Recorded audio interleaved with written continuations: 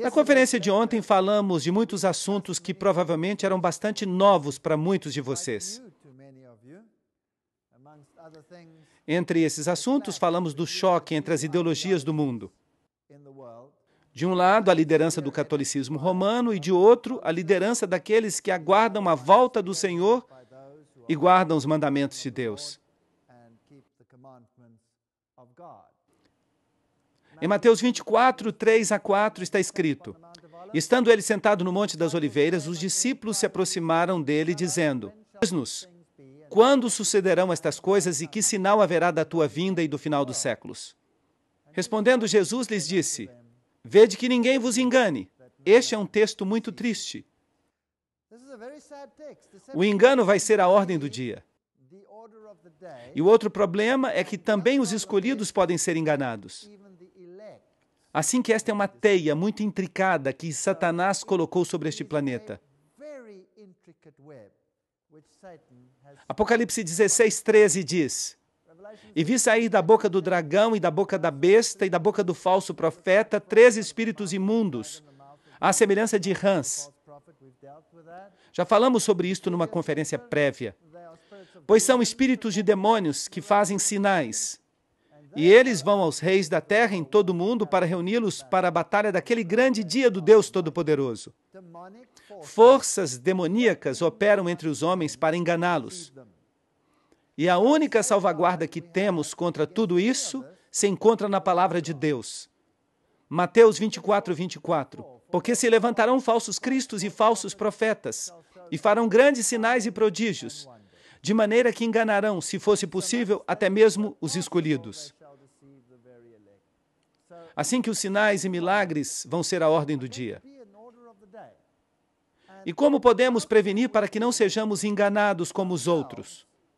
Quem são os escolhidos? Obviamente, eles são aqueles que obedecem à palavra de Deus como seu fundamento e fortaleza.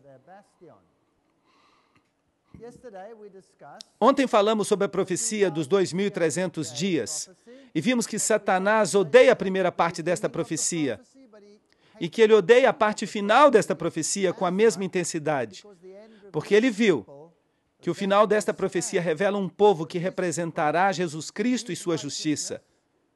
E vimos como Roma fez um desafio. Eu estou contente de saber que o desafio permanece em seu site da internet. E vocês podem lê-lo diretamente se desejarem. A maioria dos cristãos supõe que o domingo é o dia de adoração que a igreja aprova. A Igreja Católica Romana protesta que ela transferiu a adoração cristã do dia de sábado bíblico para o domingo. E que tratar de argumentar que a mudança aconteceu na Bíblia é algo desonesto e uma negação da autoridade católica. Se o protestantismo quisesse basear seus ensinamentos apenas na Bíblia, teria que adorar no sábado. Mas o que está desafiando a Igreja Católica Romana? Está desafiando pessoas ou está desafiando a palavra de Deus? Sim, está desafiando a palavra de Deus.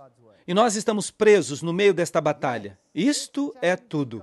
E vocês se lembram que o jornal Sentinela Católico tem esse artigo que diz: as pessoas que pensam que as Escrituras tinham que ser a única autoridade tinham que, logicamente, tornar-se adventistas do 7º dia e tinham que guardar o sábado como dia sagrado. E com certeza este artigo do site da internet Mary Online, no qual o editor diz: ou a Igreja Católica está certa, ou os adventistas do 7º dia estão certos. Não pode haver outra escolha. Esta foi uma afirmação assombrosa. Que afirmação incrível, quase inacreditável. E se uma pessoa não escolhe nenhuma destas duas opções, então a doutrina completa da sola escritura, isto é, basear-se apenas na Bíblia, entra em colapso. Muito bem, qual é o assunto da briga? A veracidade da palavra de Deus. E resulta que a Bíblia predisse que um grupo de pessoas chegaria ao final dos tempos e falaria pela Bíblia, e somente pela Bíblia. Isto é, sola escritura. E falaria pelo Senhor, assim como ele está descrito na Bíblia. E se uma pessoa não escolhe uma dessas duas opções, a doutrina da sola escritura entra em colapso. Agora, o que faz uma organização que não se baseia na Bíblia, isto é, na sola escritura, para se defender contra as falsas doutrinas? O que sobra quando se tira a palavra? A tradição. E se ela não é suficiente para convencer as pessoas, do que se necessita? Necessita-se de sinais e de milagres. Necessita-se de acontecimentos que convençam as pessoas que esta é a verdade. Desde 1844, estamos vivendo no tempo do juízo. E a base do juízo, vocês se lembram? São Tiago 1:25. Aquele que olha atentamente a perfeita lei da liberdade e persevera nela, não sendo um ouvinte esquecido, mas praticante da obra, este será bem-aventurado em tudo o que faz. E Santiago 2:12, assim falai e assim procedei, como os que haveis de ser julgados pela lei da liberdade. Mas agora há duas leis no mundo hoje em dia, dois grupos de leis. Um grupo de leis se encontra na Bíblia e o outro grupo de leis se encontra onde? Quem fez esse outro grupo de leis? O catolicismo romano. Isso é muito estranho. A Bíblia diz, se me amais, guardareis os meus mandamentos. Trata-se de uma disputa de autoridade. Que autoridade vamos aceitar? Obviamente, se você crê na sola Escritura, você vai seguir a autoridade da Bíblia, que é a autoridade de Deus, de Jesus Cristo. Aqui está a paciência dos santos, os que guardam os mandamentos de Deus e a fé de Jesus. Assim que há este grupo no final dos tempos. Mas o que é o testemunho de Jesus? Vocês se lembram que nós estudamos este texto? Nós lemos o que é o espírito de profecia. Nós tivemos uma conferência sobre isto. Assim que as duas características que distinguem a igreja remanescente de Deus são, primeiro, guardam os mandamentos de Deus, segundo, tem o testemunho de Jesus, que é o espírito de profecia. E o sábado, é claro, nos mandamentos de Deus, vai ter um papel crucial. Eu lhes dei os meus sábados para que servissem de sinal entre mim e eles, para que soubessem que eu sou o Senhor que os santifica. Assim que é preciso tomar uma decisão. E depois lemos Apocalipse 14:9. A passagem que o terceiro anjo segue e proclama, dizendo em grande voz, se alguém adora a besta e a sua imagem e recebe a marca em sua fronte ou em sua mão, ele também beberá do vinho da ira de Deus. E se uma pessoa começa a pensar como ele, a crer nele ou a simplesmente obedecê-lo, então essa pessoa o está adorando. E depois esta ira da qual falamos vai ser derramada. Assim que o vinho da ira de Deus será derramado. E haverá uma terrível consequência por causa desta ação. Mas nós já falamos de tudo isto. Assim que eu estou dando apenas um breve resumo, antes de preparar um marco para estas duas organizações, estas duas ideologias que entram em conflito. O Papa tem o poder de mudar tempos, anular leis e dispensar todas estas coisas, ainda que sejam os preceitos de Cristo. Esta é uma de suas epístolas decretais. E, obviamente, se uma pessoa crê somente na Bíblia, na sola Escritura, essa pessoa dirá que isto é presunção, que não é bíblico. Mas é claro, a Igreja Católica alega que a mudança foi feita por seu intermédio e que este fato é uma marca de seu poder eclesiástico e autoridade em assuntos religiosos. Assim que dizem, fomos nós que mudamos. O domingo é nossa marca de autoridade. O conflito entre o sábado e o domingo é o ponto em questão. E como já falamos, é o assunto do dia que coloca em dúvida a autoridade de Deus. Ou é a Bíblia somente, sola Escritura, ou as palavras de outro sistema, isto é, o catolicismo. A igreja é superior à Bíblia, dizem eles, assim que o ataque é contra Deus e contra a sua palavra.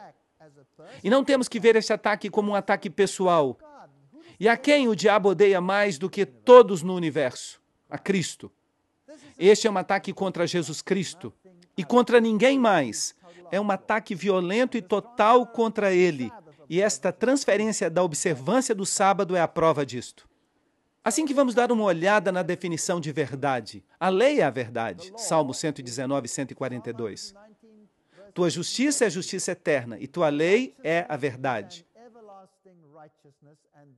Ok, Salmo 119, 151. Tu estás próximo, ó Senhor, e todos os teus mandamentos são verdade. E a palavra é verdade. João 17, 17. Santificai-os na tua verdade, a tua palavra é a verdade. E aqui vem a outra definição. E depois, Jesus é a verdade. João 14:6. Jesus lhe disse, eu sou o caminho, a verdade e a vida. Ninguém vem ao Pai senão por mim. Esta é a doutrina bíblica. E não podemos fazer algo para comprometê-la. Se a pessoa crê somente na sola Escritura, na Bíblia apenas, não pode deixar que isto seja comprometido. Mas o que fala o catecismo jesuíta, que é o representante do outro lado da polêmica? Pergunta, e se as Escrituras ordenarem uma coisa e o Papa uma coisa contrária a esta? Resposta, as Sagradas Escrituras devem ser postas de lado. Assim, temos dois grupos de normas no mundo. Quem é o Papa? Ele é o vigário de Cristo, Rei dos Reis, Senhor dos Senhores. E há somente uma tribuna de juiz que pertence a Deus e ao Papa. Bem, eu lamento dizer que este não é o meu Deus, porque o meu Deus disse, eu não mudo. Jesus Cristo, o mesmo, ontem, hoje e para sempre. E eu não vou mudar. E ele definitivamente não vai permitir que o seu vigário deixe as Escrituras de lado. Será que ele permitiria isso? Eu tenho as minhas dúvidas. E quer gostemos ou não, o mundo inteiro se encontra de um lado ou do outro desta polêmica. Agora, vocês se lembram de que Maria é a mediatrix, a mediadora no catolicismo? Em 1854, o Papa declarou que Maria era imaculada. Em 1951, o Papa Pio XII definiu e recomendou a doutrina da assunção corporal de Maria. E a doutrina basicamente diz que o pecador que se aventura a ir diretamente a Cristo chega com temor e apreensão de sua ira. Deixem que somente utilize a mediação da Virgem com o seu filho. E tudo o que ela tem que fazer é mostrar àquele filho os peitos que lhe deram de mamar. E sua ira será imediatamente apaziguada.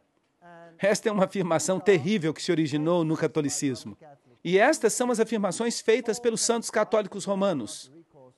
Aquele que não tem acesso a Maria, cai e está perdido. Maria é chamada de a porta para o céu. Jesus disse, eu sou a porta. E aqui eles dizem que Maria é a porta. Porque ninguém pode entrar nesse reino bendito sem passar por meio dela. Agora, por acaso Jesus não disse o oposto disso? A via de salvação está aberta somente aos que passam por meio de Maria. A salvação de qualquer pessoa depende do fato de esta pessoa ter recebido o favor e a proteção de Maria. Aquele que está protegido por Maria será salvo. O que não está protegido se perderá. A nossa salvação depende de ti. Deus não nos salvará sem a intercessão de Maria. Mas a Bíblia diz que só há um intercessor entre Deus e o homem. Jesus Cristo, homem. Isso não está correto? Assim que as duas ideologias não estão de acordo. E estão colocando Jesus de lado no mundo. Estão ridicularizando a Jesus. A palavra é ridicularizada. Cada aspecto da palavra, prestem atenção. O aspecto científico da palavra vem sendo ridicularizado no mundo hoje em dia. Sim ou não? Claro que sim. A evidência arqueológica da palavra está sendo ridicularizada no mundo hoje em dia? Claro que sim. E os aspectos históricos da palavra estão sendo ridicularizados? Sim. E os aspectos da salvação descritos na palavra estão sendo ridicularizados? Sim. Tudo está sendo ridicularizado. De fato, está cada vez mais difícil que alguém diga sola Escritura, somente a Bíblia, sem que seja chamado de lunático. Não é isso mesmo? Se alguém diz, eu creio que Deus criou o mundo em 6 dias, está louco. Não é isso que estão dizendo agora? Acreditem em mim, é isso mesmo. Jesus Cristo é claro e simples, mas Maria é um tema totalmente diferente. É interessante ver que ela tem todos esses martelos e essas coisas ao redor, todos esses símbolos maçônicos. Embora que na Virgem mais abençoada a Igreja já tenha alcançado essa perfeição pela qual ela existe, sem mancha ou ruga, os fiéis ainda lutam para vencer o pecado e aumentar sua santidade. E é aí que eles voltam seus olhos para Maria. Nela, a Igreja já está totalmente santa. E esta não é uma fonte qualquer. Este é o Catecismo Oficial Católico Romano, artigo 829. E o artigo 971 fala sobre a devoção à bendita Virgem. Todas as gerações me chamarão bendita. A devoção da Igreja à bendita Virgem é parte integrante da adoração cristã.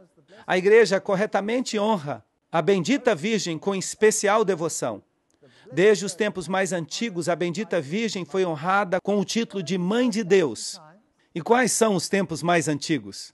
Bem, se este é um documento cristão, não deveria dizer pelo menos desde a era cristã? Sim ou não? Oh, não. Isto vem dos tempos mais antigos. Assim que a quem eles estão verdadeiramente honrando? A Ísis ou Diana, como queiram vocês chamá-la. E para a proteção de Maria vão os fiéis. Recorrem a ela em todos os seus perigos e necessidades. Assim que as pessoas vão a Maria. Esta devoção muito especial se diferencia da maneira essencial da adoração que se dá à palavra encarnada e igualmente ao Pai e ao Espírito Santo. E alimenta grandemente esta adoração. As festas litúrgicas dedicadas à Mãe de Deus e à oração mariana, como o Rosário, que é a essência de todo o Evangelho, expressam esta devoção à Virgem Maria. E eu não reescrevi isso. Eu escaneei do catecismo. É exatamente o que o catecismo diz. Entretanto, a Mãe de Deus, em glória, na glória que ela possui, no corpo e na alma, no céu, é a imagem e o começo da igreja. Eu creia que a igreja era o corpo de Cristo. Não é isso que a Bíblia diz? A igreja, como será aperfeiçoada no mundo vindouro, da mesma maneira ela resplandece na terra, até o dia em que o Senhor regressará. Um sinal de uma esperança certa e ânimo para o povo do Deus peregrino. Há duas esperanças. Assim que o Papa oficialmente honra Maria neste assunto. Os protestantes dizem, não adoro Maria, mas o que fazem eles? Eles obedecem o decreto papal. Assim que, a quem estão eles de fato obedecendo? A Jesus Cristo ou a sua divindade? Por todas as partes do mundo se erigem estátuas gigantescas de Maria. 500 mil de peregrinos esperarão a Madonna, a Virgem, porque creem em seus milagres. E há santuários marianos por todo o mundo. Este aqui está na Áustria. E se vocês o visitarem, verão estas coisas. Coisas que eles dependuram por ali, muletas e outras coisas, de pessoas que supostamente foram curadas por Maria. Este pobre homem católico aqui acaba de fazer sua confissão neste santuário mariano. E aqui se diz, Maria ajudou. E dependendo de quantos pecados se tenha, há várias cruzes nesta igreja pequena. E a pessoa pega uma dessas cruzes e depois cumpre a sua penitência desta maneira. Assim que se cometeu um pecado pequeno, pega uma cruz pequena e caminha 1 ou 2 vezes ao redor da igreja. Se a pessoa cometeu um pecado grande, pega uma cruz grande e caminha 15 vezes ao redor da igreja. Será que isso é bíblico? Claro que não. Mas o movimento mariano é incrivelmente forte. Este homem aqui é Maximilian Kolbe. Ele é o fundador dos Cavaleiros da Imaculada.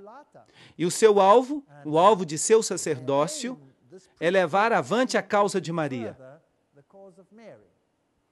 Aqui há uma história fascinante sobre as visões de Maria e o que ela conseguiu.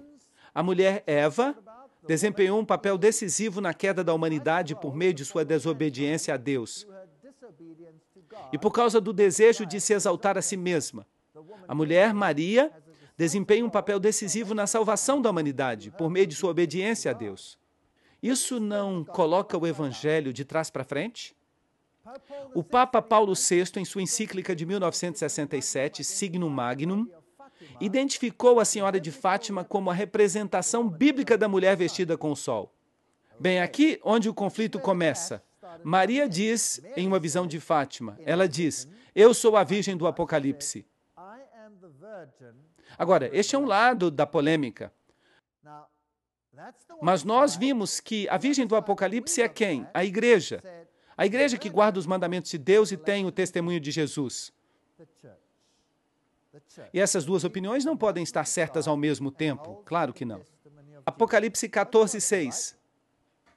Vi voar por meio do céu outro anjo que tinha o evangelho eterno para pregar aos moradores da terra, a toda nação, tribo, língua e povo. Vai haver um povo que representará a Jesus Cristo, dizendo em grande voz, temei a Deus e dai-lhe glória. Masculino, porque a hora do seu juízo chegou. E adorai aquele que fez os céus e a terra, o mar e as fontes das águas. Assim que esta organização diz, Deus é o Criador. A Igreja Católica diz, o Gênesis é sem sentido. E é oficial. A Igreja Católica oficialmente renunciou à interpretação literal da criação, colocando o Gênesis como algo totalmente sem sentido. Assim que o pensamento do Vaticano evolui. Aqui está a revista Time. O Papa dá sua bênção à seleção natural, apesar de dizer que a alma do homem ficará ainda além do alcance da ciência. Duas ideologias. Uma que diz Deus e a outra que diz isto não tem sentido. O que faz isto a palavra de Deus? Ele está dizendo, a palavra de Deus está totalmente sem sentido. E vejam esta manchete, o Papa João Paulo II diz, e a Bíblia não tinha razão. E isso diz o periódico Osservatore Romano, que é o porta-voz oficial da Igreja Católica Romana. Ele diz que o darwinismo está correto e que a Bíblia não tem razão. Aqui, no jornal Elm Street Journal, eles têm uma entrevista com um jesuíta chamado Consul Magno, que gosta de dizer que o criacionismo é uma heresia protestante do século XIX. Isso não é interessante? Os pais da igreja eram suficientemente sábios para não interpretar a Bíblia dessa maneira. Os jesuítas adquiriram seu primeiro telescópio depois que Galileu publicou suas descobertas extraordinárias de que Júpiter tinha 4 luas. Assim que a Igreja Católica Romana não crê nessas coisas. E então lhe perguntaram, mas vocês não são criacionistas?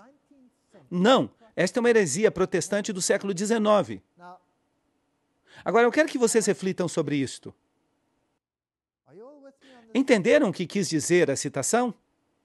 Quando nasceu o protestantismo? No século XVI, certo? Bem, e por que esta é uma heresia protestante do século XIX? E de quando até quando durou o século XIX? De 1800 até 1900, certo? E que data está mais ou menos na metade? 1844, mais ou menos. Não é verdade? E por que essa tinha que ser uma heresia protestante do século XIX? Este é um jesuíta que está falando. Eles sabem exatamente quem é que lhes traz problemas. E isso é interessante, o protestantismo. Bem, aqui vocês têm uma igreja protestante, esta é uma igreja calvinista. E há um bonito símbolo do sol aqui. E ali um símbolo do sol sobre a janela. E aqui estão estas rochas petrificadas. E se diz, estas pedras têm 250 milhões de anos. Então, o protestantismo apoia oficialmente a criação ou apoia a evolução?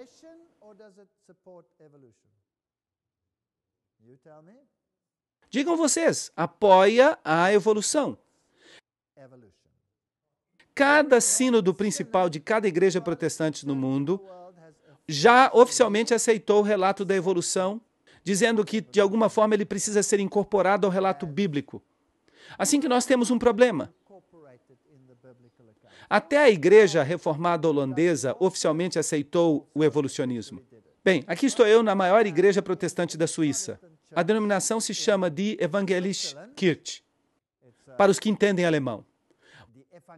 Vocês podem ver algumas belas placas aqui e outros quadros interessantes de pendurados na parede. E esse é o seu Criador. E agora, quem é ele?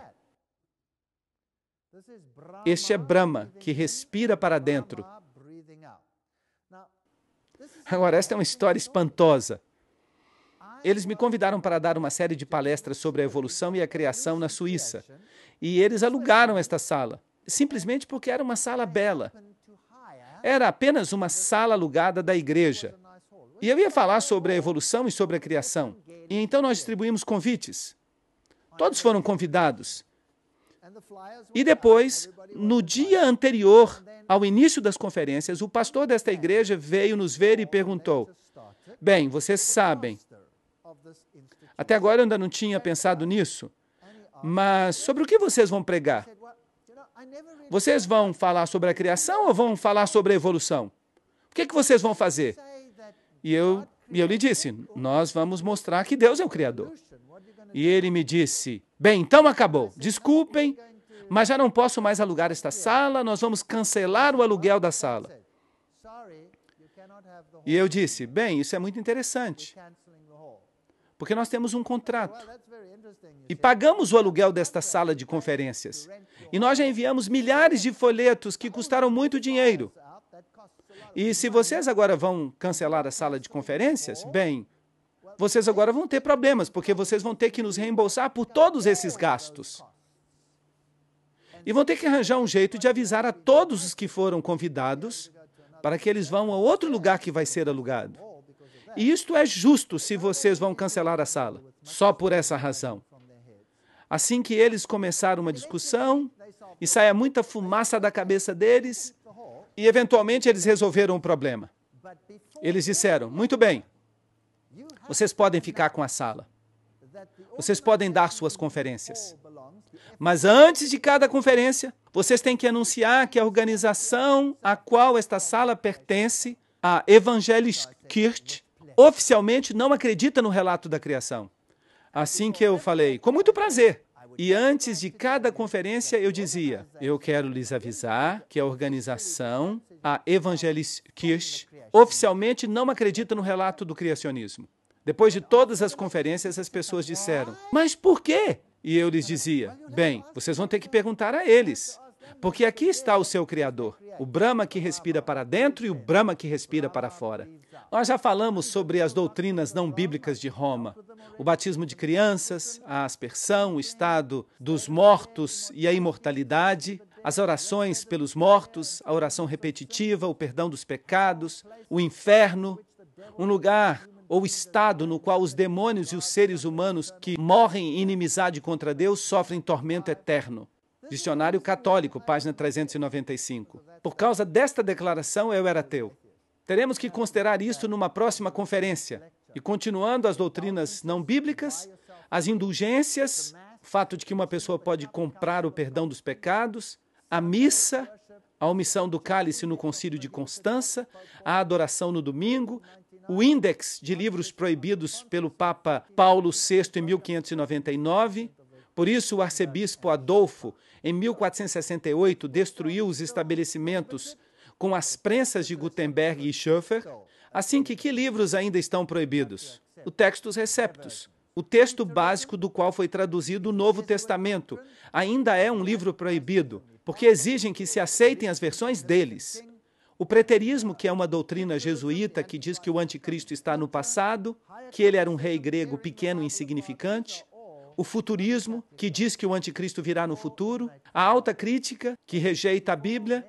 Estas são todas doutrinas católicas romanas e elas todas se originaram de Roma. A doutrina de Maria Imaculada, em 1854, da Assunção de Maria, em 1951, e todas essas afirmações terríveis que acompanham esta doutrina. Lucas 11, 27 e 28 diz, enquanto ele dizia estas coisas, uma mulher dentre a multidão levantou a sua voz e disse, bendito o ventre que te gerou e os seios que te amamentaram. Eles falaram isto a Jesus e ele disse, antes disso, bem-aventurados os que ouvem a palavra de Deus e aguardam. Por que a repreendeu Jesus?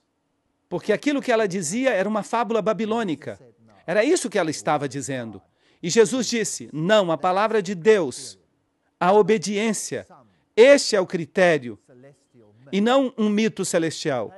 Os sacerdotes pagãos de Cibele, eles tinham celibato, e lhes rapavam a cabeça, cortavam o cabelo ao redor do centro da cabeça, como se fazem hoje aos monges. E a comissão que eles recebiam era o poder de sacrificar para os vivos e os mortos. Será que alguém pode sacrificar a eles? Hebreus 10, 14 diz, porque com uma só oferenda aperfeiçoou para sempre os santificados. De modo que não há nenhuma doutrina bíblica sequer em toda a sua teologia. E como eles resolvem este problema? Vejam o que diz o teólogo Karl Rahner. Ele é atualmente o líder da Congregação para a Doutrina da Fé. Isso significa que ele é o cabeça da Inquisição neste momento. E ele diz que nós somos movidos de maneira mais rápida e eficaz por essas intervenções divinas, que nós chamamos de aparições, do que pelos ensinamentos abstratos dos teólogos informados ou do que pela hierarquia da igreja. Incrível, fascinante. Então, o que é que nos move? As aparições, elas nos guiam. E os ensinos dos teólogos, esqueçamos-nos deles. Assim que se a pessoa não tem a Bíblia, ou se a Bíblia foi corrompida, bem, isso é tudo que sobra. Isso é tudo que sobra. E assim que ocorreram aparições marianas assombrosas no mundo. Estas são as aparições marianas que foram aprovadas pela Igreja Católica. Nossa Senhora de Guadalupe, em 1531, aprovada. Nossa Senhora de Guadalupe significa aquela que pisa na serpente. Isso não é interessante? Quem é que pisa na serpente? Jesus pisa na serpente. E depois esta aqui que é fascinante, porque a data é tão interessante, 1846. Vocês sabem que eu me entusiasmo um pouco com estas datas. Em La Salette, na França, foi aprovada pela igreja, e ela disse, Lúcifer foi solto no ano de 1864. Isso é interessante. Na verdade, ela disse que ele seria solto naquela data. Mais ou menos é o que ela disse. Lourdes, na França, em 1858, aprovada. Eu sou a Imaculada Conceição. Esta é uma mentira descarada. O único que foi sem pecado foi Jesus, ninguém mais. A Bíblia diz que ela era uma mulher debaixo da lei. Isso significa que ela estava debaixo da mesma condenação da lei, como qualquer outra pessoa. Ela era pecadora, mas o seu filho não era. E depois temos a Pommern, na França, 1871, que também foi aprovada. Fátima, Portugal, em 1917, também foi aprovada. E ali Maria se chamou a si mesma de Rainha do Rosário. E estas três crianças, Lúcia, Francisco e Jacinta, Lúcia viveu para ver o cumprimento de todas as suas mensagens, como já uma senhora muito velha. E depois a aparição na Bélgica, de 1932 a 1933, aprovada. Eu sou a Mãe de Deus, a Rainha do Céu, orem sempre. E ali temos o restabelecimento da deusa Ísis. E depois temos Garabandal, na Espanha, em 1961. Akita, no Japão, em 1973, todas aprovadas pelo bispo local. E Medjugorje, na ex-Iugoslávia, em 1981. E até esta data, ela é a Rainha da Paz. Agora, estes são fenômenos interessantes. O livro O Trovão da Justiça, dos autores Ted e Maureen Flynn, diz: Fátima foi a aparição mais importante na primeira parte do século XX. E a aparição de Medjugorje está satisfazendo as necessidades espirituais desta geração. Interessante. Na última parte deste século, Sua Eminência, o cardeal Joseph Ratzinger, e vocês, a estas alturas, já sabem quem ele é. Ele falou no relatório de Ratzinger que um dos sinais de nossos tempos é que os anúncios das aparições marianas estão se multiplicando ao redor do mundo.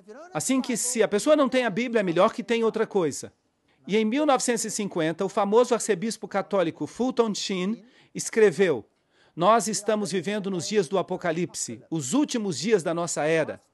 As duas grandes forças do corpo místico de Cristo e do corpo místico do anticristo estão começando a formar as linhas de guerra para a batalha catastrófica. Agora, nós vimos esta batalha ontem, do nosso ponto de vista, do ponto de vista bíblico. Agora vamos considerar tudo isto do ponto de vista de quem? Do ponto de vista deles, dos católicos. Isto me parece justo. Porque a pessoa tem que escolher, certo? E nós temos livre-arbítrio, certo? E nós vimos que há um relato bíblico do que vai suceder. A mulher de branco, ela guarda os mandamentos de Deus, ela tem o testemunho de Jesus, e ela vai surgir depois de 1844. Ela vai ser organizada e ela vai se opor a tudo que sucede no mundo com a mensagem dos 3 anjos e com uma forte pregação. E nós estudamos isto ontem em grandes detalhes. Agora, o que diz esta organização, da qual falamos ontem, a Igreja Adventista do Sétimo Dia? Quem eles falam que vai ser o anticristo? O catolicismo. como disseram também os reformadores. E quem apontavam como anticristo? Ao catolicismo. Todos os reformadores disseram a mesma coisa. Por quê? Porque o catolicismo mudou a palavra de Deus. Agora, quem vocês acham que os católicos pensam que é o anticristo? Obviamente é outra pessoa. Estão começando a formar suas linhas de guerra para a batalha catastrófica. Aqui vem uma batalha. Mas esta batalha é uma na qual nós estamos presos no meio. Em realidade, é uma batalha contra Jesus e sua palavra. E se eu vejo isto, eu fico em paz, porque eu não tenho nada do que me preocupar. Agora lhes estou anunciando que este é o tempo da batalha decisiva. Foi isso que Maria disse. Nós dizemos, a Bíblia nos ensina por meio dos sinais que temos discutido que estamos chegando ao fim. Estamos chegando à linha de batalha.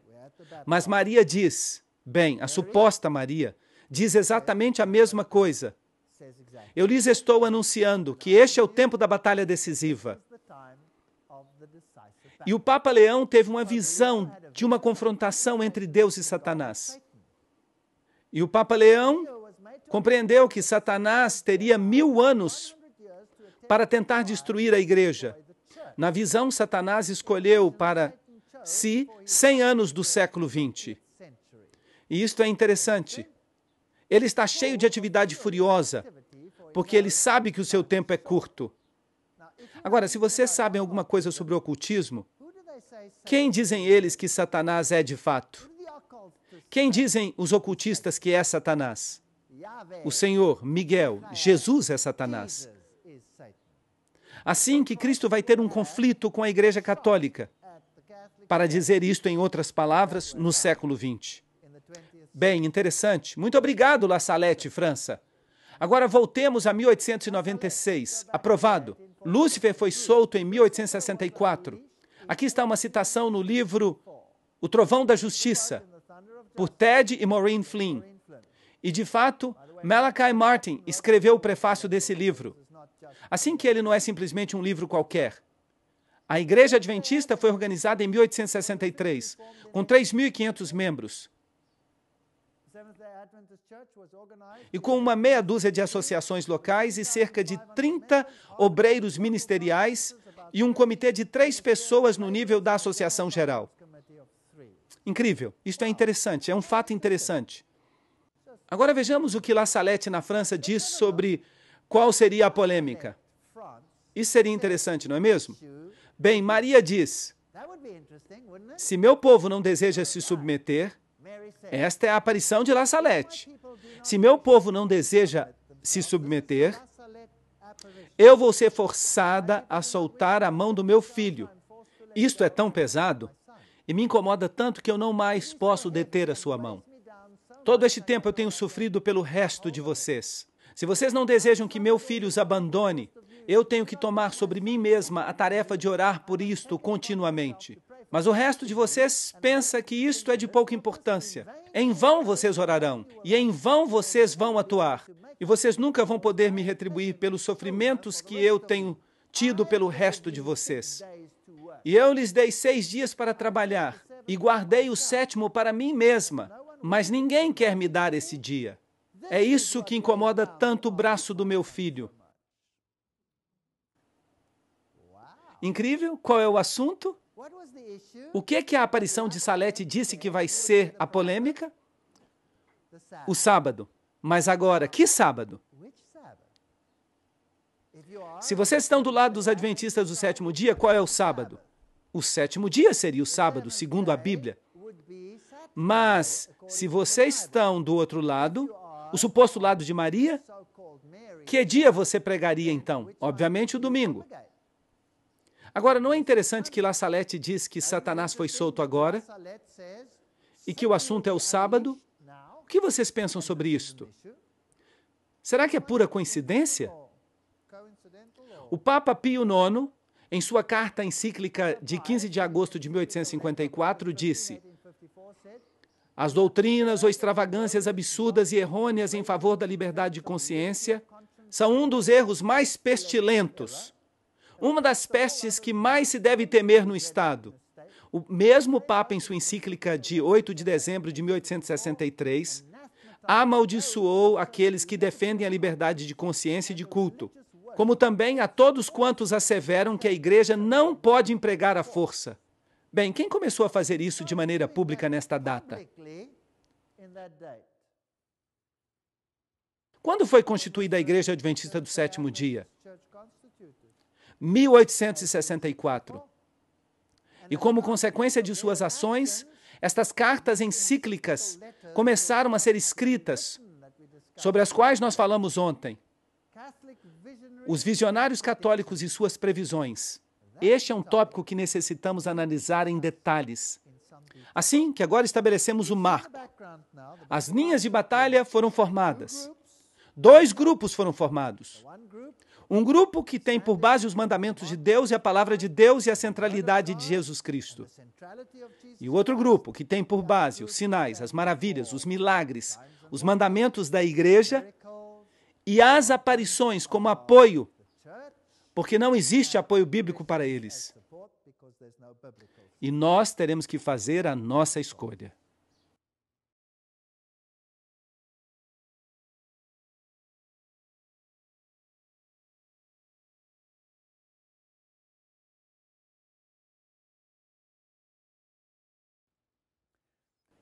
Este é o livro Trovão da Justiça. Fala sobre o milagre e o castigo, Ted e Maureen Flynn.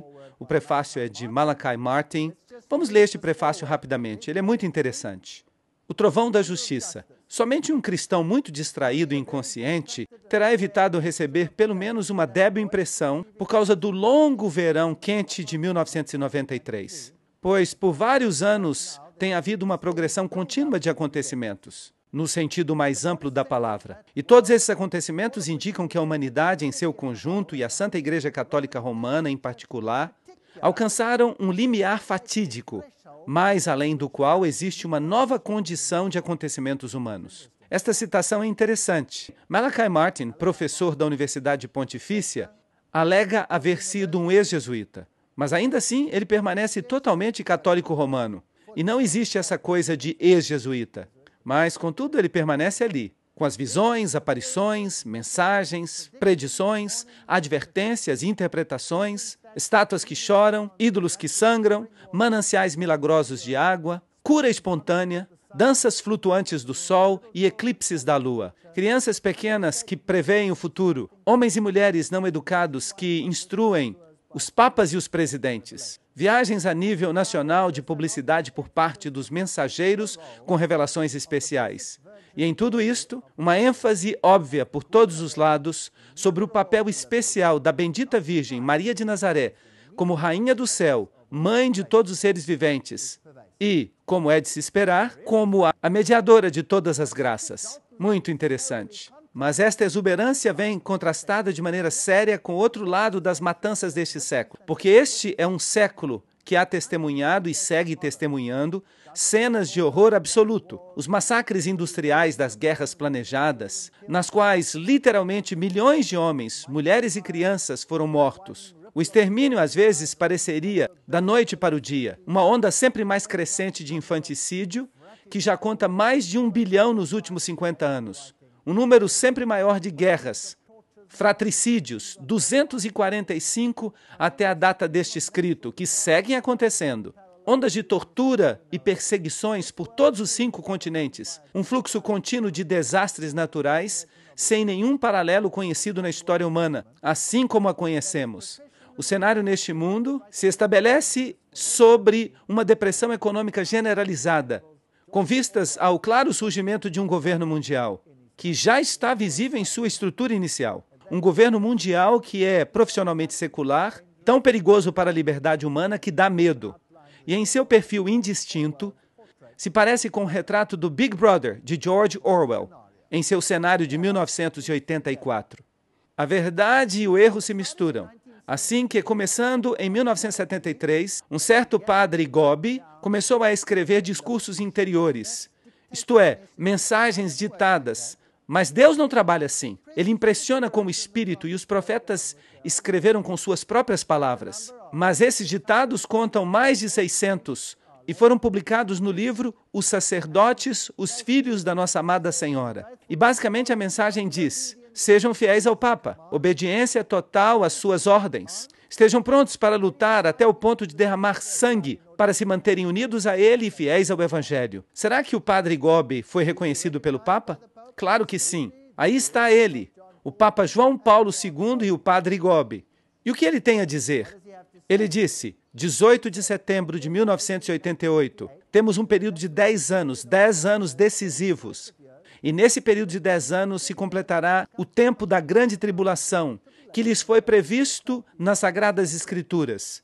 E neste período de 10 anos, todos os segredos que eu revelei a alguns dos meus filhos acontecerão. Bem, 18 de setembro de 1988 até o dia 18 de setembro de 1998. Este é o período de tempo que ele indicou. E até o mês de setembro de 1998, o papado havia publicado cada encíclica que necessitaria, incluindo sua encíclica sobre o domingo, que foi publicada antes dessa data, incluindo sua carta apostólica Ad Tuendam Fidem, que diz que os hereges têm que ser castigados se não estão de acordo com o ensinamento papal. Tudo estava no seu lugar. Em outras palavras, o mundo está simplesmente esperando para que os eventos finais aconteçam. E um último dogma que será declarado é que Maria é a corredemptrix, mediatrix, corredentora e mediadora. E isso significa que ela participa na nossa salvação. Um erudito comenta que o título advogado é quase unicamente utilizado para Maria, e não para os santos, e que é particularmente apropriado para Maria. Isto é interessante, porque a Bíblia diz que só há um homem que pode nos salvar. Temos um advogado junto ao Pai, Jesus Cristo, o justo, 1 João 2:1. Será que aqui fala Maria? Não. Então, temos aqui outro problema bíblico. O cardeal Ratzinger supostamente escreveu a este profeta, dizendo que não há barreiras teológicas para a proclamação de um dogma como este. Assim que Maria representa o lado oposto, ela é a corredemptrix, mediatrix, corredentora e mediadora de todas as graças e advogada para o povo de Deus. Isso degrada Jesus Cristo. Assim que, de repente, neste período de tempo, há uma explosão incrível de atividade. Encontramos muitas observações dos assim chamados OVNIs. E encontramos acontecimentos raros que ocorrem. Desenhos no campo, alguns deles falsos, alguns deles não têm explicação. Temos aparições no misticismo oriental, temos aparições no misticismo ocidental. Krishnamurti, Krishna, era ele que supostamente deveria se declarar como Messias. Mas agora Maitreya tomou o seu lugar. No Islã temos frutas e vegetais. E quando as pessoas cortam essas frutas, elas encontram dentro delas o nome de Allah. No Irã se conta que em várias partes de algumas cidades, uma imagem de Jesus foi vista nas cercas e nas janelas. Assim escreve o periódico do Irã, Akhbar, no dia 25 de dezembro de 1995. Em Zeitun, no Egito, as aparições de Maria foram vistas sobre as igrejas e milhares de muçulmanos ficaram assombrados por causa disto. As estátuas começaram a sangrar. O padre Anastácio, um grego ortodoxo, foi um dos primeiros a ver isso. E depois esta senhora aqui, Amida, uma muçulmana, ela viu as lágrimas que corriam pelas estátuas e ela disse, era belíssimo, era belíssimo. Benjamin Creme começou a difundir suas histórias do Maitreya e depois disso o Maitreya começou a aparecer. Assim que temos as imagens de Maria, temos a luz que emana das imagens japonesas de Bodhisattva, os milagres do leite no hinduísmo, os milagres muçulmanos e um monte de milagres que de repente ocorrem em todo o mundo. E onde este Maitreya aparece, as águas ficam onduladas. E aqui em Nordenau, na Alemanha, as pessoas estão correndo para pegar água para serem curadas. Cruzes aparecem nas janelas. Cruzes que ficam permanentemente. Luzes estranhas apareceram sobre as estátuas de Maitreya nos templos orientais. E acontecem sinais interessantes com as mãos dessas estátuas. Estas luzes não estavam aqui. Não havia uma vela ou uma lâmpada que iluminasse. Estava simplesmente sobre os Budas. E depois o senhor Ganesha começou a beber leite. E também as outras estátuas no hinduísmo. As pessoas começaram a lhes dar leite. E o leite era simplesmente absorvido. Bum, desaparecia. Bem, eu sempre digo, é melhor que o Sr. Ganesha assista a uma das minhas conferências sobre saúde. E aqui há outra pequena estátua que bebe leite, de modo que os hindus passaram a dar leite às suas estátuas. E esta criança, Asna, uma criança muçulmana, começou a chorar lágrimas de cristal, verdadeiras, e foi investigada pelos médicos. Houve aparições estranhas nas rochas do misticismo. E aqui em seu continente, nas Américas, bezerros brancos nasceram em 1994 e em 1996, cumprindo as profecias nativas americanas. E quais as chances de que alguma coisa assim aconteça? O cálculo é de uma possibilidade para cada 6 a 10 milhões. Por isso, todas essas coisas estão nos dizendo que estamos chegando ao final dos tempos. O Vaticano II, esta é a porta que comemora o Vaticano II, que havia afirmado que todas as igrejas podem ficar onde estão, desde que elas aceitem a supremacia papal. E lembrem-se que Dom Bosco havia previsto que o barco do Evangelho ancoraria entre os pilares do catolicismo, a Eucaristia e Maria, e que isto ocorreria 1 ano antes do final do século. Assim que 1 ano antes do final do século, 1999, eles tiveram um movimento ecumênico, no qual o Papa foi declarado líder espiritual do mundo. E isto se cumpriu, quer gostemos ou não. E eles estavam prontos para fazer de Maria uma deusa. 4 milhões de católicos querem que Maria seja divina. E o dogma papal, Maria teria que ser uma deusa, bem, pelo menos foi aprovado, pelo menos verbalmente, pelo Papa. Nossa Senhora de Guadalupe, 1994. As estátuas começaram a chorar óleo. E luzes estranhas começaram a baixar em Guadalupe. Supostamente, o Shekinah, a glória de Deus. E muitas religiões começaram a adorar Maria por causa de todas essas aparições em todo o mundo. E Maria substitui a Mãe Terra nos rituais indígenas. Aqui está a plataforma em Guadalupe, e esta foi a famosa Dança do Sol que aconteceu em Fátima, o lugar onde a água brotou e milhões de pessoas vêm aos santuários para ser curadas, entram na água para ser curadas. Agora, este é um ensino muito estranho, e nós também o encontramos mencionado na Bíblia.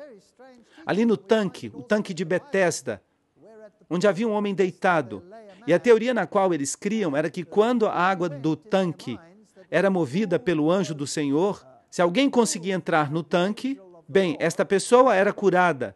E as pessoas diziam, este versículo nunca deveria estar na Bíblia. Bem, este versículo absolutamente que sim, tinha que estar na Bíblia. Porque o anjo do Senhor que move as águas, e se alguém por acaso está ali dentro, esta era a maneira como eles pensavam. Esta é uma religião babilônica. Esta é a religião de Babilônia. Mas o anjo do Senhor, em forma humana, estava entre eles, Jesus Cristo. E ele entrou nesta situação. E o que ele fez? Ele foi até o homem que estava deitado ali, que havia sido um inválido por todos esses anos, e ele lhe disse, bem, deixe-me ajudá-lo a entrar nas águas. Eu sou o anjo do Senhor feito carne. E o levou às águas. Esperou, fez as águas se moverem e o colocou ali dentro. Foi isso que aconteceu? Não, este não é um relato bíblico, absolutamente. Jesus repreendeu sua ideologia, sua crença nas fábulas. Porque Deus não trabalha assim para dar sua graça a uma pessoa, movendo as águas por acaso. E assim, as pessoas não têm que entrar na água. As pessoas não têm que fazer peregrinações para serem salvas. Não. Ele reprovou tudo isto. Ele foi até o homem e disse, queres ser salvo? Queres ser curado? Então, levanta, toma o teu leito e anda. E isto ocorreu no dia de sábado. E que tumulto causou Jesus, eliminando todas essas crenças absurdas com um só milagre. Mas Maria é honrada mais do que Jesus. Isso é certo. Isso é tudo o que vocês vão ver que o Papa fará.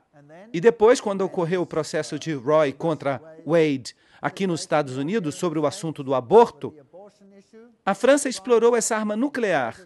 E na nuvem, as pessoas viram a imagem da cruz e a aparição de Maria, que mirava para baixo até a cruz. E estas são as crianças pequenas de Garabandal, na Espanha. Lúcia e Jacinta, tombadas em um estado de êxtase, tombadas em visão. E notem que seus olhos estão fechados. Isso não é interessante? Todo tipo de coisas interessantes. Crianças pequenas em visão. As mensagens advertem que as pessoas da Terra estão se transformando em um mar de libertinagem, confusão moral e espiritualidade profundamente obscura. Se as orientações e conselhos do céu não forem escutados, o Padre Eterno, na Trindade, será deixado sem nenhuma outra alternativa, a não ser forçosamente recordar à humanidade suas obrigações por meio do castigo. Vai acontecer uma grande confusão sobre esta terra. Agora, não é estranho que se permita ao mundo fazer todo o mal que queira? Abortos. E a única voz que se escuta a favor da moralidade é a voz de quem? Qual é a única igreja que, com voz alta, diz: não, não, vocês não podem fazer isso? Roma. Roma. Por isso todo o carinho vai para Roma. As pessoas já não leem a Bíblia. Elas olham os milagres, os sinais, os portentos de uma voz enganadora. Aqui, Vássula começou a escrever automaticamente com a mão. Mas Deus não atua dessa maneira. Ele não toma sua mão e dita. Mas foi assim que muitos dos escritos da nova era foram criados. E aqui há uma entrevista entre o padre Laurentin e Vássula. Como recebes as mensagens? Elas me são ditadas. Mas você disse que a sua mão se movia de alguma maneira? Sim, isto ocorre de maneira simultânea. Primeiro, ele move a minha mão sem ditar, etc, etc. E depois Maria disse: haverá um sinal. Esta é Medjugorje, na Iugoslávia. Maria apareceu ali dando mensagens ao mundo. E ela disse: haverá um sinal que será dado aos ateus. Os fiéis já receberam sinais, e agora haverá um sinal para os ateus. Assim que haverá algum tipo de sinal permanente. E aí estão as criancinhas de Medjugorje. Foram elas que tiveram uma visão. Em 7 de dezembro de 1974, Maria se revelou ao padre Gobi, porque ela escolhe os pequeninos. Eu, a mãe da igreja, estou pessoalmente intervindo e começando o meu trabalho de salvação. E eu estou começando da seguinte maneira, com simplicidade, às escondidas, e de uma maneira tão humilde que a maior parte das pessoas nem se dará conta. Mas estes meus filhos sabem que esta sempre foi a maneira em que sua mãe atuou. Como? Às escondidas. E este é um fenômeno interessante. Como se chama o último livro da Bíblia? O Apocalipse, que quer dizer revelação. Aqui temos duas maneiras de operar, e elas são opostas uma à outra. Uma se chama às escondidas, e a Bíblia a chama de mistério, Babilônia, a grande. E a outra se chama Apocalipse, revelação. O que Deus quer que você saiba. Fátima, Garabandal, Medjugorje, Argentina. Jesus supostamente disse: vocês precisam aceitar a minha mãe. Vocês precisam escutar a minha mãe na totalidade de suas mensagens. E as almas virão a mim por meio de seu coração imaculado. Eles colocam a Jesus de lado. Os visionários de Medjugorje. Estas são pequenas aparições aqui de Maria. Ali outras aparições. Esta aqui aconteceu no Arizona. Um homem viu um arbusto cheio de flores. Sua esposa não conseguia ver as flores. Então ele tirou uma fotografia para ela. E quando revelaram a foto, não havia flores. Mas estava Maria do Rosário atrás do arbusto. Outra aparição. Luzes apareceram sobre as igrejas em Medjugorje. A imagem de Maria apareceu em cima. E havia luz que emanava de suas mãos. Estava em pé sobre a lua. Esta é a imagem básica que sempre aparece. E havia estranhos raios de luz por toda parte. Aparições estranhas sobre as nuvens. Algumas delas muito claras, como esta aqui. Jesus com uma coroa de espinhos. O rosto aparecendo sobre estes lugares. Luzes estranhas por onde as pessoas caminham. Pilares de luzes. Esta mulher está parada ao lado de um pilar de luz que não existe. São Francisco é outro que aparece regularmente. O companheiro de quarto de Loyola. E onde os dois jovens aparecem juntos nos sítios, estas luzes estranhas aparecem no céu. As cruzes aparecem no céu. As aparições são vistas, e onde elas aparecem, as rosas florescem no meio do inverno. Coisas muito estranhas. Estas luzes aqui baixam do céu como fogo, que passa através das pessoas. Eu não sei se vocês conseguem ver bem, mas há um casal jovem que está parado aqui e uma luz que passa por eles como uma flecha e passa por uma Bíblia ou algo que eles têm em sua mão. Passa através disso. E depois, quando eles fazem suas reuniões, estas luzes aparecem no céu, de vez em quando, com escritos. Aqui como fogo sobre os que participaram. E aqui temos fogo e luz que descem sobre os delegados e entram neles. Agora, se uma pessoa vê estas coisas, o que imaginaria? Estas são coisas realmente fenomenais que estão ocorrendo. Aqui há visões de escritos no céu e de aparições estranhas por todos os lados, onde os jovens se juntam. Pequenas aparições de Maria. Este aqui é um vulcão que tinha a forma da Virgem e de seu filho. E esta foto foi tirada de um avião. Jesus caminhando nas nuvens. Os anjos da guarda sobre as crianças. Coisas escritas. Jacinta foi uma dessas visionárias. E os escritos apareceram no céu, 1972. Algumas dessas palavras ainda estão sendo interpretadas. Mas eles tiraram fotos assim. Esta, por exemplo, é de um monge da região, em sua roupa de monge, aparentemente subindo uma escada para o céu. Este é um material raro. E aqui há uma escada rolante num centro comercial, que quando estava fechado, uma das câmeras de segurança filmou Maria que subia a escada rolante. Isto parece até ridículo. Mas fica pior. Fica pior. Aqui está Jesus em um tornado. E depois as estátuas que choram. Sangue, óleo, água.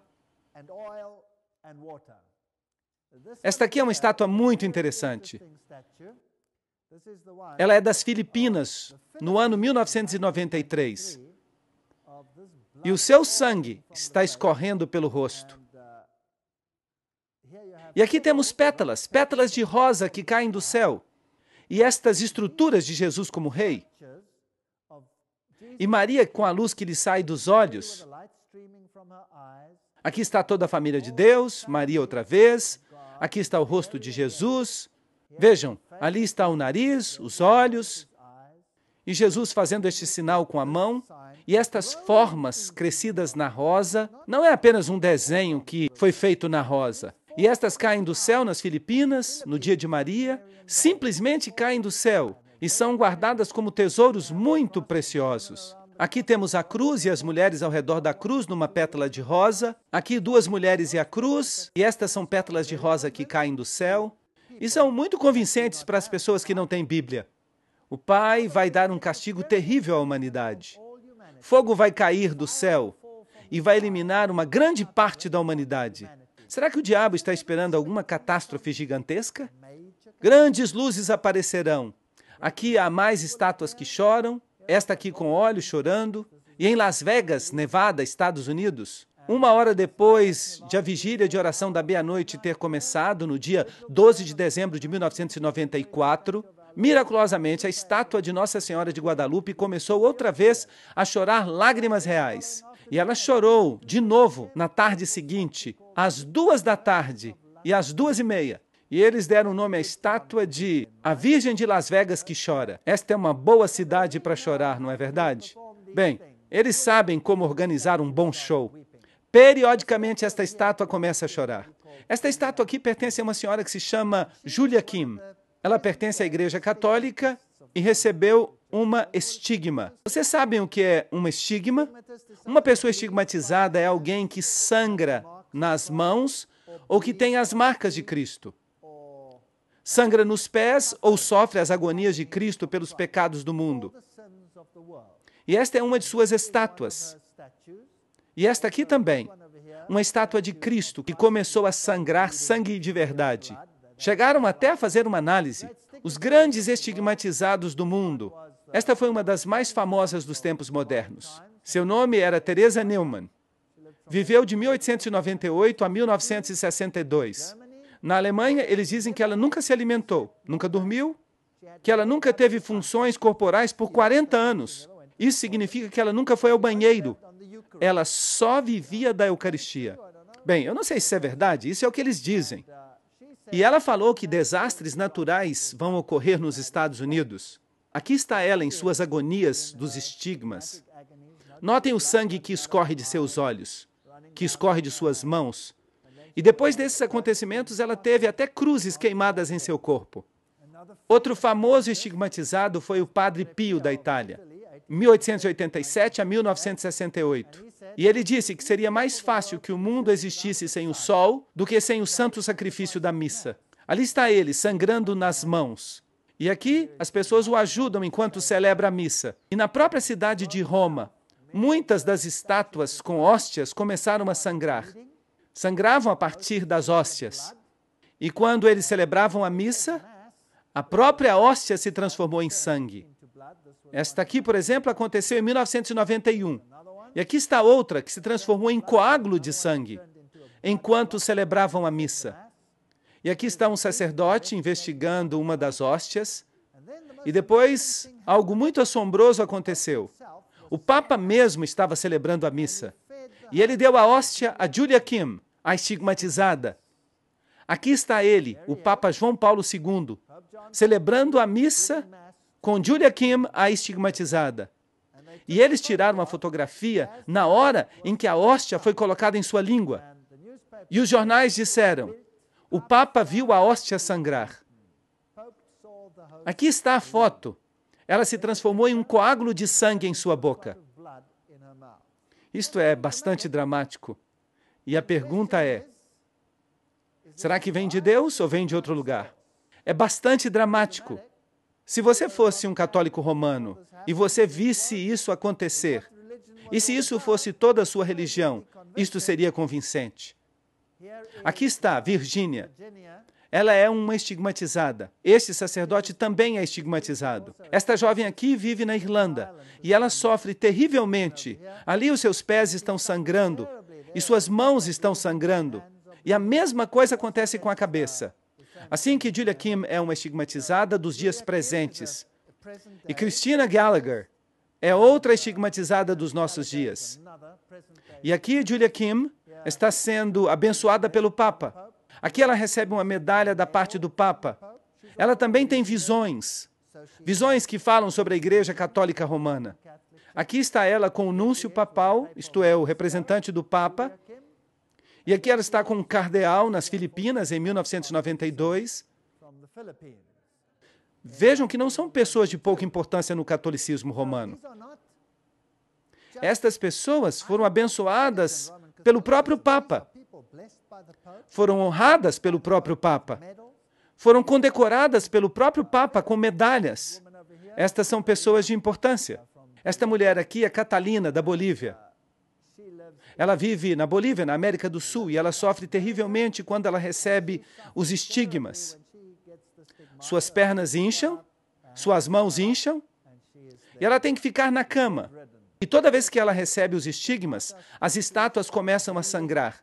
E o sangue começa a escorrer de muitos crucifixos que existem nesta região. Esta mulher é da Inglaterra. Ela também recebia escrituras automáticas. Era também estigmatizada e uma vez ficou muito enferma e acabou morrendo por causa disso. Aqui está outra vez Christina Gallagher e ali ela tem marcas da coroa de espinhos. E esta mulher aqui é a irmã Ana Ali, da Nigéria. Em nossos dias, há um estigmatizado em cada continente. E isto é muito interessante. Cada continente no mundo hoje em dia tem um estigmatizado na Igreja Católica Romana. Algo que nunca havia acontecido na história católica. E esta aqui, para mim, é a pior. Maria de Damasco. As estátuas aqui começam a sangrar.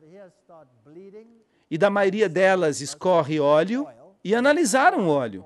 É um óleo de azeitona pura. E esta é a jovem que recebe os estigmas nesta região. Seu nome é Mirna Nazur. E ela vive em Damasco e sofre terrivelmente quando recebe os estigmas. Eu quero que vocês olhem atentamente para esta jovem. Ela é muito bonita. Aí está ela. É assim que ela fica quando está normal. E quando ela recebe os estigmas, ela começa a sangrar da fronte. E depois de alguns minutos, ela fica assim. Agora, isto é algo muito impressionante. Mas eu tenho uma pergunta. Se Jesus morreu uma vez para sempre por todos os nossos pecados, Será que é necessário que alguém continue a sofrer as dores da crucifixão para que se expie, para que pague os pecados do mundo? Sim ou não? Não, isto não é bíblico. E se não é bíblico, quem está fazendo estas coisas com esta pobre senhorita? Só pode ser Satanás. E eu detesto o que ele faz. Por que será que estas pobres pessoas têm que ser enganadas? Por que será que têm que sofrer assim por nada, quando a verdade poderia libertá-las? Vejam que eu não estou pregando isso contra os católicos. Eu também já fui católico. Eu queria que todos os católicos do mundo escutassem estas conferências. Meu desejo é que todos os católicos do mundo fossem libertados dos sinais e dos portentos e das aparições e das mentiras e das doutrinas enganosas que não conduzem a nada além da morte. Mas por que teriam que ser enganados? Ela sangra dos pés, ela sangra das mãos. Será que isso é justo? Será que é certo? E as estátuas que choram óleo? Estas análises são oficiais. É a forma mais pura de óleo que existe. Nem se consegue extrair de tão puro que é. Esta é outra jovem, está clara. Ela não recebe os estigmas, mas ela passa por grande agonia. E azeite puro escorre do seu pé. É muito difícil explicar isto, não é verdade? Aqui está o óleo que escorre. Ele também foi analisado. Cruzes por todos os lados, pessoas que supostamente foram curadas. Milhões de pessoas que estão fazendo fila para entrar na água. E depois, em 1996, a CNN apresentou uma notícia de que a Virgem Maria havia aparecido na fachada principal de um edifício na Flórida. E era um banco, surpreendentemente. E aqui está ela, um quadro permanente de Maria. E estas são as multidões que a adoram nesta região. E quando isto aconteceu pela primeira vez, os católicos começaram a rezar o rosário. E começaram a falar em línguas. Qualquer um que passasse por aqui começava a falar em línguas. E aqui esta jovem acabou convertida ao catolicismo. E esta forma apareceu em cima, entre essas pessoas. E este é um rosário que apareceu de maneira miraculosa. A foto foi tirada no dia 5 de maio de 1998, em Atlanta, na Geórgia. E uma mulher recentemente convertida chamada Jill de Taylorsville, da Carolina do Norte. Jill foi convertida ao catolicismo pela graça de Deus, por meio da intervenção de Nossa Mãe Celestial. E esta foto foi tirada depois de uma palestra que eu apresentei em Atlanta. E eu estava orando por ela e suas medalhas, quando um rosário em forma de coração apareceu entre nós na foto. Assim que estas são aparições de Maria, e os estigmas que estão acontecendo no mundo, por meio disso, o catolicismo recebe o crédito como se tivesse o selo divino. Este é o resumo de todas as previsões marianas. Ela diz, o Papa João Paulo II será o último antes dos eventos finais. Isto é interessante, vocês sabem, o diabo é um mentiroso, desde o princípio. Assim que eu não levo nenhuma de suas previsões a sério, eu não apostaria minha vida nelas. Mas, seguramente, se o diabo conseguiu tanto excitamento, se ele tem envidado tantos esforços para enganar as pessoas, algumas dessas coisas devem de fato estar planejadas, de modo que vão acontecer de uma forma ou de outra. Mas de vez em quando ele comete um erro. O novo Papa será eliminado por um bispo convertido ao islamismo, que vai declarar que ele mesmo é o Papa. Bem, ainda não vimos isto. Eu não sei se isto é realidade, se isto vai acontecer ou não. A nova ordem mundial chegará e vai haver um castigo. Eu acho que ele está tentando explicar as pragas que vão cair. Quando ele tiver feito o que ele vai fazer, o verdadeiro Papa vai ser restaurado. A igreja vai reinar e Jesus vai voltar. Bem, eu creio que ele vai fazer um decreto de morte em uma dessas aparições. Assim que esta doutrina não é bíblica, está toda ao contrário. E Maria tem que ser a profetisa dos últimos tempos, a Conceição Imaculada, a mãe da igreja, a nova Eva, a rainha do céu, Maria da Assunção, o Santo Rosário, tudo isto, corredemptrix, mediatrix, advogada, tudo que Jesus tem que ser, ela é também. E Roma não muda. Roma continua sendo tão conservadora hoje em dia e até mais do que já foi no passado. E você pode examinar toda a doutrina do catecismo católico e você vai ver isto. A igreja, o pilar, a fortaleza da verdade, recebeu este mandamento solene de Cristo, da parte dos apóstolos, para anunciar a verdade salvadora. À igreja pertence o direito, sempre e em toda parte, de anunciar os princípios morais, inclusive os princípios que pertencem à ordem social, e de julgar todo feito entre os homens. À medida em que se exige isso em prol dos direitos fundamentais dos seres humanos ou a salvação das almas. O magisterium dos pastores da igreja em assuntos morais se exerce cotidianamente na catequese e na pregação. De geração a geração, os pastores receberam o depósito do ensinamento moral cristão, um depósito formado de um corpo de regras morais características, mandamentos e virtudes que procedem da fé em Cristo. Assim que, tradicionalmente, o Decálogo dispõe acerca dos princípios da vida moral, que são válidos para todos os homens. E agora nós entramos no cerne da questão. Desde quando? E este é o artigo 2065 do Catecismo. Desde a época de Santo Agostinho. E como nós vimos, quem era ele? Um iniciado. Os 10 mandamentos têm ocupado um lugar predominante na catequese dos candidatos batismais. O catecismo da igreja, com frequência, expõe os preceitos da moral cristã seguindo a ordem dos 10 mandamentos. A divisão e a numeração dos mandamentos tem variado ao longo da história. Este catequismo segue a divisão dos mandamentos estabelecida por Santo Agostinho. Por quem? Assim que não seguem a Bíblia, seguem a um iniciado.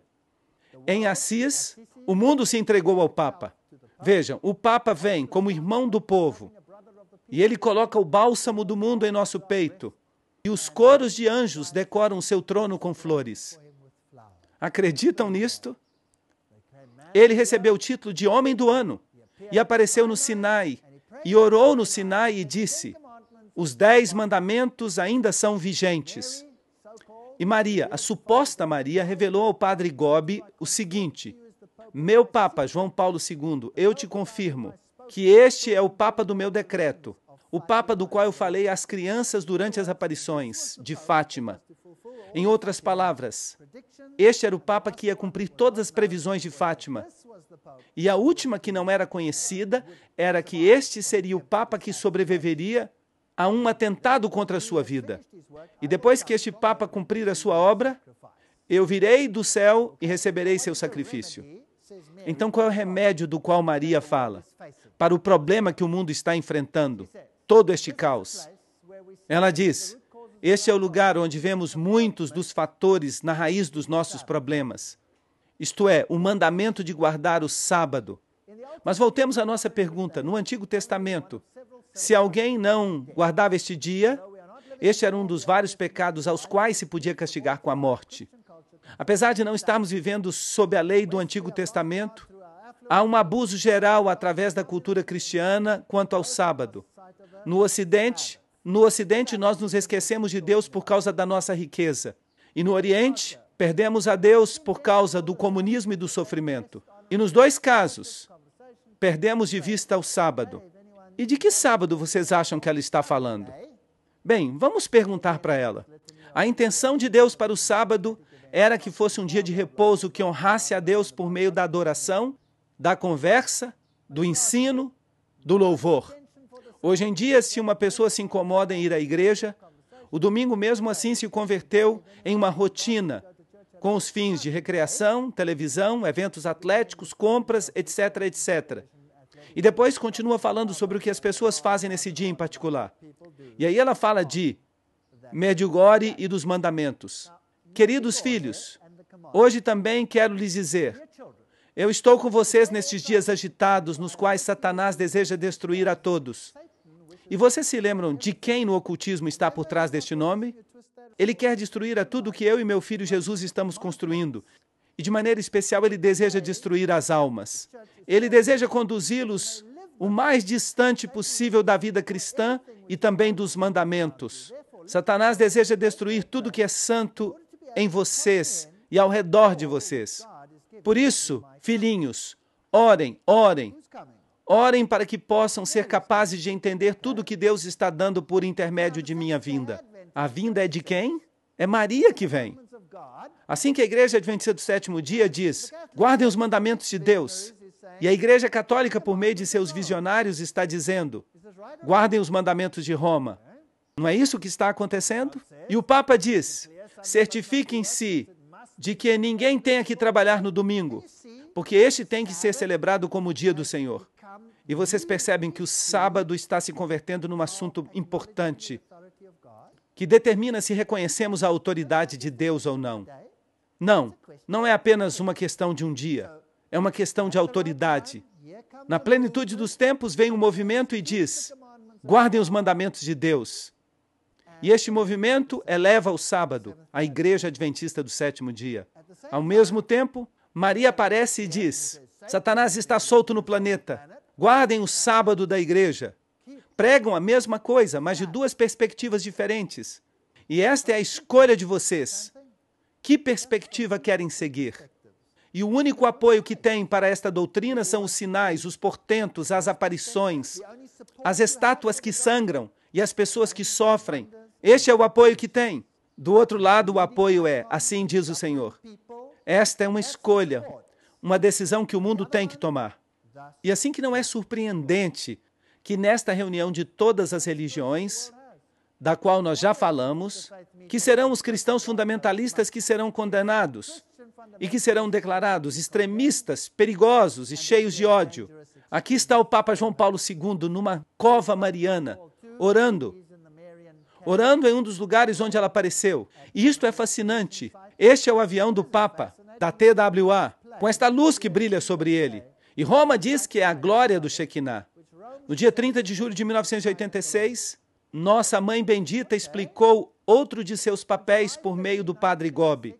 Este é o momento para que todos tomem refúgio em mim, porque eu sou a arca do Novo Testamento. No tempo de Noé, imediatamente antes do dilúvio, eles, que o Senhor havia destinado a sobreviver a seu terrível castigo, entraram na arca.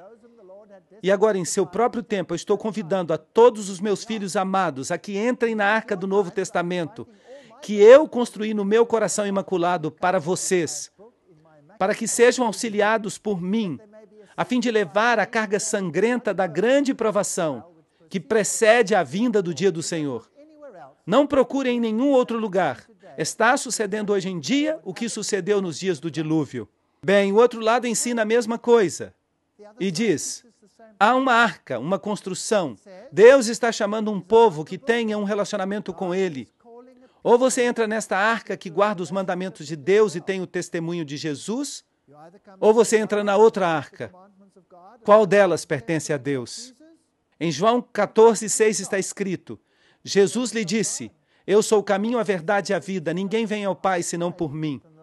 E em Josué 24:15 está escrito: escolhei hoje a quem sirvais. Se aos deuses a quem serviram os vossos pais quando estiveram do outro lado do rio, os deuses dos amorreus em cuja terra habitais, mas eu e minha casa serviremos o Senhor. Assim que esta é a decisão que temos que tomar. Duas arcas. Qual vamos escolher? A escolha é sua. Muito obrigado.